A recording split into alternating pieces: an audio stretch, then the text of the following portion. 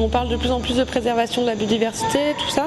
Donc on voulait par cette exposition essayer d'expliquer ce que ça voulait dire et puis pourquoi est-ce que c'était important de la préserver, cette biodiversité. C'est une thématique qui touche, qui intéresse et justement beaucoup de gens ont envie d'en savoir plus parce que voilà, on en entend parler tous les jours mais on ne sait pas trop quels sont les tenants, les aboutissants et je pense que c'est pour ça que c'est une thématique qui attire et puis ça attire aussi par exemple les enfants, ça attire aussi les adultes. Voilà, c'est une thématique assez large finalement, la biodiversité.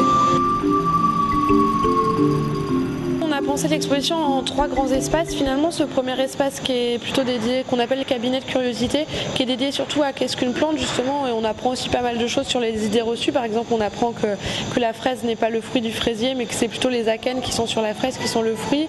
On apprend finalement que le bambou c'est une herbe. Voilà, il y a pas mal d'idées reçues comme ça qu'on découvre. On apprend aussi ce que c'est la photosynthèse. Voilà. Là, c'est vraiment dédié à la thématique plante de manière générale.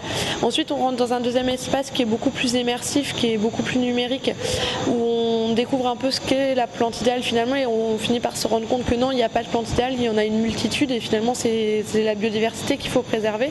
Donc c'est un espace qui est un peu différent puisque là il fait passer pas mal d'infos par le visuel, contrairement aux autres espaces qui généralement font passer du contenu par le texte. Et là l'idée c'était d'essayer de trouver une nouvelle manière de transmettre de l'information.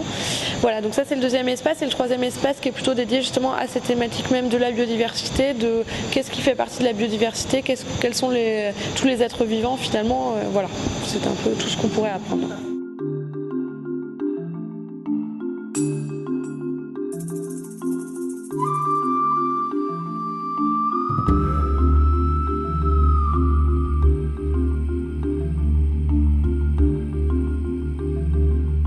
On a mis en ligne un site internet sur lequel on demande aux gens justement de donner leur vision de la plante idéale. Donc ils postent une photo et un commentaire et on se rend compte qu'en fait en lisant les commentaires des autres il y a plein de plantes idéales et il y en a plein qui pour nous seraient idéales aussi. C'est tellement subjectif et voilà, toutes les plantes sont idéales, finalement c'est ça la conclusion. C'est finalement une démonstration par l'absurde, par cette question qui est un peu perturbante, de montrer que finalement non il n'y en a pas et que c'est la biodiversité, la plante idéale finalement.